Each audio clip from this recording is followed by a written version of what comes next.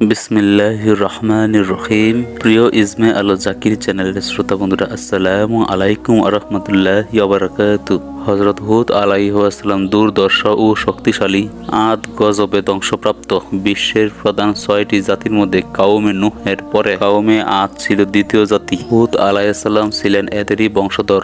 আদ ও সামুদ ছিল নূহ আলাইহিসসালামের পুত্র শামের বংশধর এবং নূহের পঞ্চম অথবা অষ্টম অধ্যস্থল পুরুষ। ইরাম পুত্র আদের বংশগণ আদ উলা বা প্রথম আদ এবং অপর পুত্র সন্তান সামুদের বংশগণ আদ সানি বা দ্বিতীয় আদ বলে খ্যাত।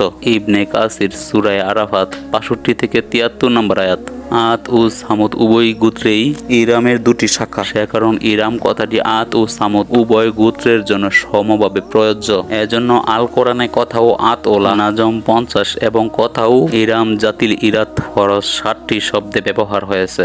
আদ সম্প্রদায়ের ১৩টি পরিবার বা গোত্র ছিল। আম্মান হতে শুরু করে হাজারা মাউদ ও ইয়ামান পর্যন্ত তাদের বস্তি ছিল। কুরতুবী আরাফাত ৬৫। তাদের ক্ষেত খামারগুলো ছিল অত্যন্ত সজীব ও শস্য শ্যামল। তাদের প্রায় সব ধরনের বাগ বাগিচা ছিল। তারা ছিল সুঠামদেহী ও বিরাট বপু সম্পন্ন। মহান আল্লাহ তাআলা তাদের প্রতি অনুগ্রহের দুয়ার খুলে দিয়েছিলেন, কিন্তু বত্র বুদ্ধির কারণে তাদের এসব নেয়ামতি কাল হয়ে দাঁড়ালো। তারা নিজেরও পথভ্রষ্ট হয়েছিল ও অন্যদেরকেও পথভ্রষ্ট করেছিল। তারা শক্তিমত্ত হয়ে বলে, আমাদের চেয়ে আর কে শক্তিশালী আছে। হুসসালাত হামিম সেজদা ৫ বলে অত্যন্ত প্রদর্শন করতে শুরু করেছিল। তারা মহান আল্লাহ তাআলার ইবাদত পরিত্যাগ করে হযরত নূহ আলাইহিসসালামের আমলে ফেলে আসা মূর্তি পূজা শিরকের পুনরায় প্ররোচন ঘটালো। মাত্র কয়েক পুরুষের আগে ঘটে যাওয়া নূহের সর্বগ্রাসী প্লাবনের কথা তারা বেমালুম ভুলে গেল। ফলে মহান আল্লাহ তাআলা তাদের হেদায়েতের জন্য তাদেরই মধ্য হতে হুদ আলাইহিসসালামকে নবী হিসেবে প্রেরণ করলেন। উল্লেখ্য যে